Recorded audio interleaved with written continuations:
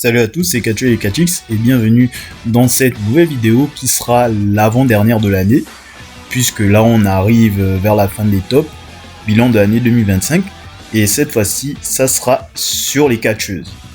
En effet, elles ont démontré de plus en plus leur talent durant cette période, même si en termes de place c'est un peu hasardeux, mais on ne peut que saluer leur performance car beaucoup d'entre elles ont vraiment montré ce qu'elles valaient.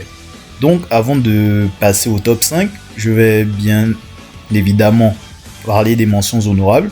Tout d'abord Raquel Rodriguez pour ses progrès en solo clairement, qui devient de plus en plus légitime pour avoir une place dans la compétition pour les titres individuels.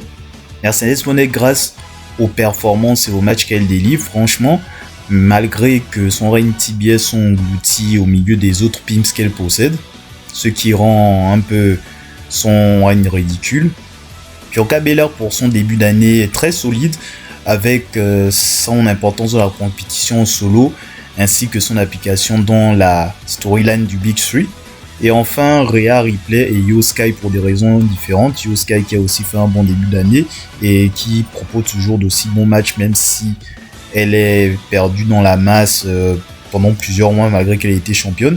Et Rhea Ripley dont son succès ne se base plus que sur ses buzz et qui a aussi eu des progrès plutôt intéressants sur le ring et même dans les histoires. Donc sans plus attendre, il est temps de passer au top 5 pour voir qui va succéder à Bianca Belair en 2022, Trish Stratus en 2023 et Nia Jax en 2024. Sur ce, c'est parti. Numéro 5, Jacy Jayne. La deuxième meilleure membre de Toxic Attraction a débuté l'année normalement, en étant juste dans le groupe Fatal Influence à accompagner Fallon qui avait le titre nord-américain. Mais son année commence réellement à l'après-WrestleMania quand de manière surprenante elle remporte le titre NXT contre Stephanie Vaquer de manière totalement inattendue. On pouvait dire que c'est juste une championne de transition pour les prospects de NXT, mais même pas en fait. C'est clairement la meilleure championne de NXT cette année. Elle est présentée au fur et à mesure comme la grosse tête du roster de NXT dans la division féminine et même visage de NXT court limite, j'ai envie de dire. Et elle réussit également à conserver dans des moments qu'on n'attend pas, genre dans chaque match elle n'est pas la favorite, mais dû à des interventions, des triches ou des concours de circonstances, elle réussit à rester championne. C'est ça qui est très intéressant en fait. C'est le fait que Jacy Jayne soit une championne battable, chose qui semblait manquer dans cette branche depuis un bon moment. Là en fait, si je dois faire un parallèle à Swan, c'est le règne de Jinder Mahal mais en bien quoi. Elle assure bien son rôle de leader dans Fatal Influence et en plus elle est entrée dans l'histoire en étant en même temps championne de NXT et championne de la TNA, ce qui est une première. Bon, elle a perdu vite fait contre Tatum Paxley pour que cette dernière finisse son histoire avant de récupérer quelques jours après. Bon, ça c'était la logique des choses, mais franchement, Jacy Jayne, belle année 2025. Là, on voit qu'elle a bien repris l'héritage de Mandy Rose et c'est une belle récompense pour elle depuis tout ce temps à NXT. Même si j'ai des doutes quant à sa place dans le main roster une fois qu'elle sera promue. Mais bon, en attendant, bravo Jacy Jayne. Numéro 4. Lyra Valkyria. Après s'être totalement perdu dans la masse l'année dernière dans la mid-card de Raw, en début d'année il y a eu le tournoi pour le Pimps mid-card de Raw en début d'année qu'elle a remporté, histoire qu'elle revive, et même là c'était toujours pas intéressant. Mais dans la route à WrestleMania, elle a eu plusieurs défenses, elle a eu de plus en plus d'expositions, donc c'est ça et là que ça a commencé à aller mieux. Et là où ça a commencé à exploser, c'est lors de sa rivalité avec Becky Lynch autour du titre intercontinental, où elle s'est révélée avoir de la personnalité. Elle a enfin fait preuve de caractère, ce qu'elle n'avait pas auparavant, et sa rivalité avec Becky Lynch l'a vraiment poussé à sortir le meilleur d'elle-même, et ça c'est super, que ça soit en promo et même en match, c'était ultra solide globalement, c'était très bien. Elle perd le titre intercontinental à Money in the Bank et elle perd la revanche à SummerSlam pour ne plus avoir d'opportunité pour le titre intercontinental, histoire de pouvoir passer à autre chose. Et là où on pouvait imaginer qu'elle irait plus loin dans la carte, en attendant, elle vivote avec Bayley dans la division par équipe, avec avec une Bayley dont elle doit gérer les comportements. C'est assez gênant, mais bon, on va dire que c'est une transition nécessaire, j'imagine. Mais en tout cas, belle année pour Lyra Valkyria, le taf a été fait et j'espère qu'elle continuera à se développer, à évoluer dans les prochains mois, voire années. Numéro 3, Toni Storm.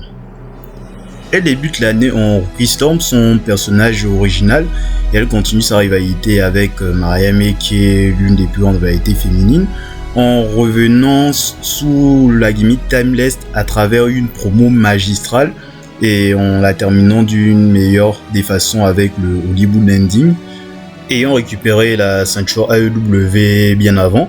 Du coup, elle est pour la 4e fois championne et elle nous gratifie d'un bon règne. C'est en fait une championne face qui relève des défis, qui ne recule pas derrière les challenges et qui fait des matchs pratiquement chaque semaine sans le titre en jeu nécessairement. Et elle arrive à battre quelques challengers aussi, même si c'est des challengers de transition. Mais la manière de faire et de manière d'être, c'est très bien. En tout cas, elle continue à faire ses promos perchés derrière et elle relève les défis. Pour ensuite remporter l'ultime défi face à Mercedes Moné à All In dans un excellent match. Et franchement, à travers ça, je peux dire que Toni Storm, c'est la meilleure championne de l'histoire de AEW après avoir été la pire. Bon, après, vu la concurrence des reigns historiques, bon, c'est pas compliqué après. Elle perd de manière surprenante contre Chris Statlander dans un Fatal 4-Way. Mais sinon, elle continue son bonhomme de chemin et vivote en division par équipe avec Mina Shirakawa. En tout cas, ce fut une belle année pour la catcheuse intemporelle. Numéro 2, Becky Lynch.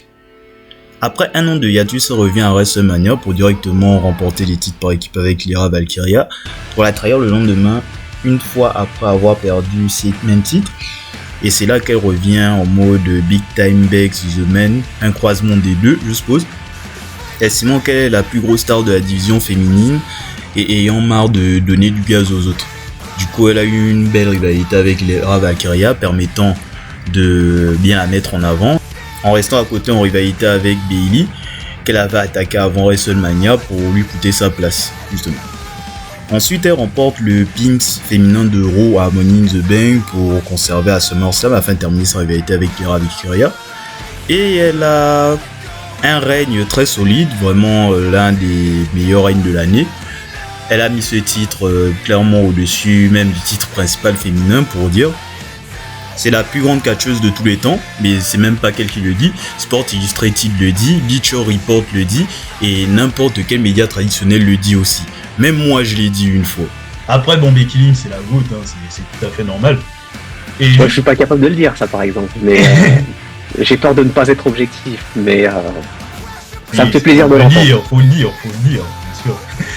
Elle a eu une rivalité contre Nikki Bella qui fut qu'une parenthèse à son règne, hein, franchement.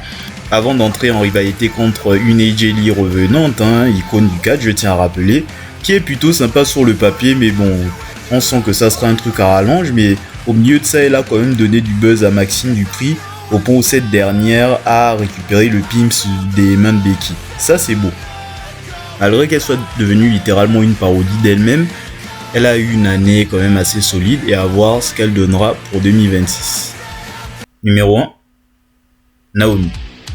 Au cas où vous l'aurez oublié, elle a commencé l'année avec une opportunité pour le championnat féminin contre Nia Jax, avant de se faire malaxer par Jade Cargill à Elimination Chamber, dévoilant que c'est bien elle la personne qui l'a poussée sur une voiture.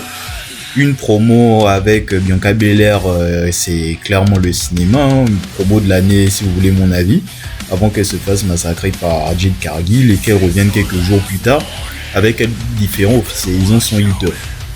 Elle est vraiment en mode personnage heel, détraqué, qui a des traumas. En plus, ce qui est bien, c'est qu'elle a le sens du détail où elle se vêtit des lames carrément pour exprimer ses émotions. Non, c'est très bien ça. Elle est très divertissante dans son rôle. Elle fait vraiment méchante de cartoon, quoi. J'aime beaucoup. En plus du fait qu'elle reste intrigante malgré tout. Du coup, toute l'année 2025, elle a sa rivalité avec Jade Cargill qui s'étend à WrestleMania jusqu'à Evolution. Bon, elle perd les deux matchs, mais c'est pas grave parce qu'au milieu de tout ça, elle remporte le Money in the Bank et réussit à cash in dans le main event d'Evolution contre Rhea Ripley et Io Sky pour devenir championne mondiale. Là, c'est vraiment le renouveau. Elle nous donne un mois de règne vraiment excellent, hein, le meilleur règne de l'histoire de cette ceinture d'ailleurs. Elle est clairement à son prime, mais elle a dû rendre le titre vacant dû à sa grossesse, qui est un heureux événement. Jimmy, j'espère que tu payes pour tes crimes actuellement vu ton booking, hein. Mais sinon oui, hein, bravo à elle, bravo aux futurs parents, et merci pour cette année 2025. T'as clairement été la meilleure catcheuse, et franchement, j'espère que tu reviendras dans le catch avec le même momentum. C'est ainsi que s'arrête cette vidéo.